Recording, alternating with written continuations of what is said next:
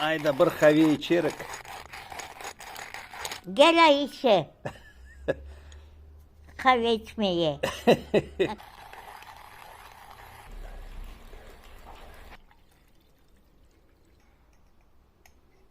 Onda çayı Aha. karşı bir yarım koyayım. Siz yakıda ne koyunuz? Oldu. Oldu. Aha.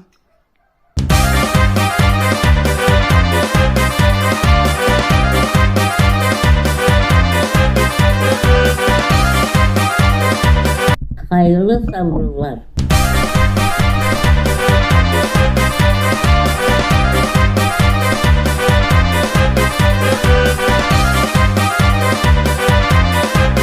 Lezzetli oldu mu Hırtaka?